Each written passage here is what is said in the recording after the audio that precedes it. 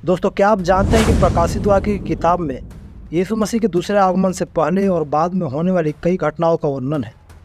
और यह सारी घटनाएं अंतिम समय में होने वाली घटनाएं हैं। इन्हीं में एक स्त्री का भी जिक्र किया गया है जो एक अपवित्र वेश्या है। और यह कोई मनुष्य नहीं है बल्कि एक शहर का प्रतीक है जिसका नाम है बेबीलोन। आज की इस वीडियो में हम इसी बेबीलोन के अंतिम समय में गिराए जाने और इसके बाद होने वाली 3 घटनाओं के बारे में विस्तार से चर्चा करेंगे। पूरी जानकारी के लिए वीडियो के अंत तक बने रहे। आइए वीडियो में आगे बढ़ते हैं।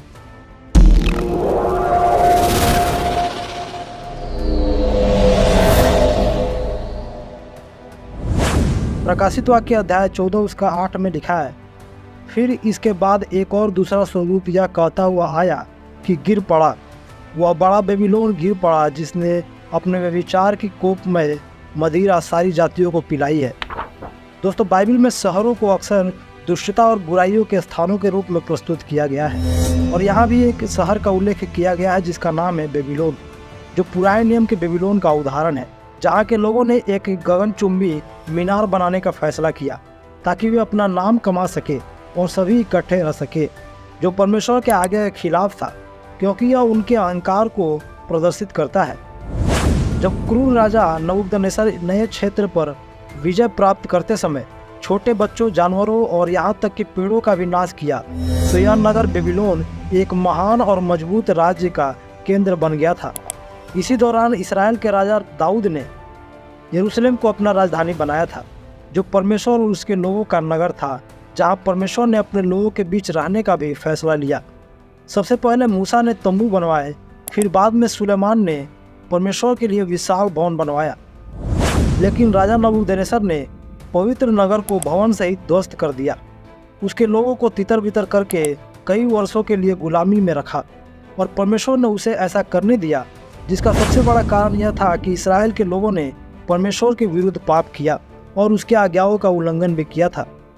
लेकिन फिर भी परमेश्वर ने कई भविष्यवक्ताओं के माध्यम से यरूशलेम की पुनः प्राप्ति और बेबीलोन के विनाश का वायदा किया था। उदाहरण के लिए यिर्मयाह अध्याय 51 उसका 6 और 49 में लिखा है, बेबीलोन में से भागो, अपना अपना प्राण बचाओ, उसके अधर्म में भागी होकर तुम भी न मिट जाओ, क्योंकि अब यहोवा का बदला लेने का समय है, वह उसको बदला लेने पर है। जैसे बेबीलोन ने इस्राएल के लोगों को मारा, वैसे ही सारे देश के लोग उसी में मार डाले जाएंगे। प्रकाशित वाक्य किताब में वर्णन किया गया है कि बेबीलोन निश्चित रूप से व्यापारियों और राजाओं का केंद्र बनने जा रहा है, एक ऐसा स्थान जहां लोग व्यापार करेंगे। ध्यान दें कि बेबीलोन के गिराए जाने के बाद व्यापारियों और राजाओं पर कितना बड़ा प्रभाव पड़ता है। लिखा है, और पृथ्वी के राजा जिन्होंने उसके साथ व्यभिचार और सुख विलास किया, जब उसके जलने का धुआं देखेंगे तो उसके लिए रोएंगे और छाती पीटेंगे। और पृथ्वी के व्यापारी उसके लिए रोएंगे और कल्पेंगे, क्योंकि अब कोई उनका माल मोल न लेगा। यहाँ जो अभी हमने देखा, यह उस वेश्या स्त्री के अंत के बारे में है जिसे बेबीलोन का प्रतीक माना गया है, जो पैसे के बदले में कुछ भी कर सकती है, जो पूरी तरह से भ्रष्ट हो चुकी है और उसका अंत हुआ, जिसके कारण पृथ्वी के राजा और व्यापारियों पर बुरा प्रभाव पड़ा। अभी हमने केवल वेश्या स्त्री के बारे में देखा, लेकिन बाइबल हमें एक पशु के बारे में बताती है जिसकी सवारी यह स्त्री करती थी। इस पशु के 7 सिर और 10 सींग हैं।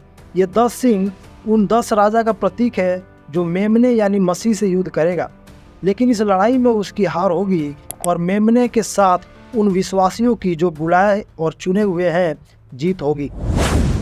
अब आइए उन 3 घटनाओं के बारे में जानते हैं जो बेबीलोन के गिराए जाने के समय घटित होगी। पहला घटना है, पृथ्वी का अर्थव्यवस्था बहुत बिगड़ जाएगा। दोस्तों, प्रकाशित वाक्य में यूहन्ना में बताते हैं कि पृथ्वी के राजा और व्यापारी जब बेबीलोन को जलते हुए देखेंगे तब वे रोएंगे, क्योंकि सारी कीमती वस्तुएं बेबीलोन में नष्ट हो जाएगी और फिर कभी भी वहाँ व्यापार नहीं होगा।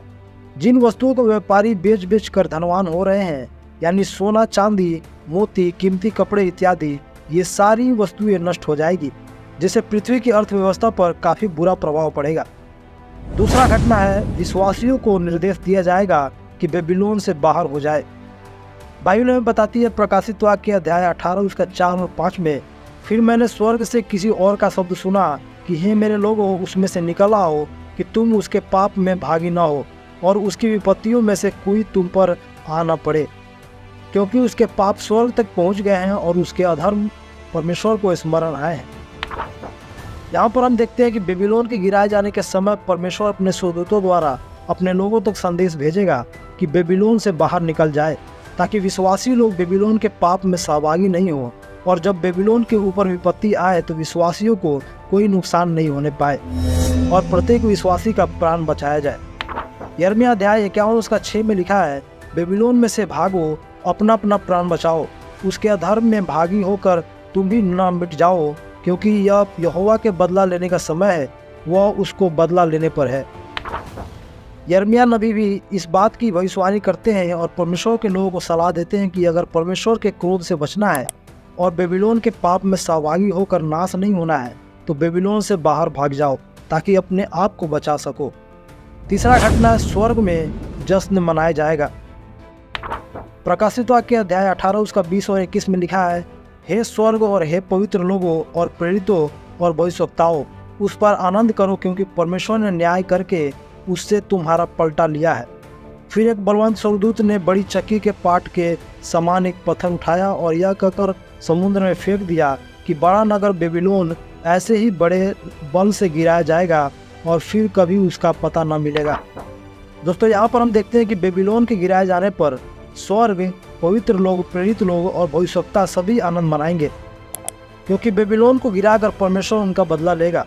और यह बदला इसीलिए क्योंकि उस वेश्या स्त्री ने, जो बेबीलोन का प्रतीक है, पवित्र लोगों का, जो यीशु मसीह के गवाह थे, उनका लहू बहाई थी।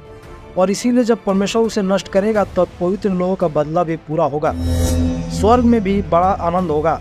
यूहन्ना बताते हैं कि उन्होंने अपने दर्शन में बड़ी भीड़ को ऊंचे शब्द से यह कहते हुए सुना कि हालेलुया, उद्धार और महिमा और सामर्थ हमारे परमेश्वर एक ही है, क्योंकि उसके निर्णय सच्चे और ठीक है। इसीलिए कि उसने उस बड़ी वेश्या का, जो अपने व्यभिचार से पृथ्वी को भ्रष्ट करती थी, न्याय किया और उससे अपने दासों के लहू का पलटा लिया है।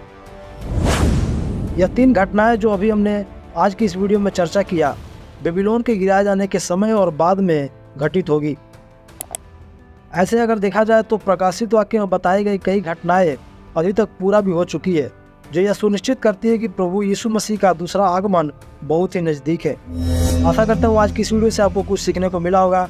वीडियो को लाइक करें, अपने विचार हमें कमेंट करके जरूर बताएं और चैनल को सब्सक्राइब करना नहीं भूलें। हम फिर मिलते हैं अगले वीडियो में, तब तक के लिए धन्यवाद। जय मसीह की।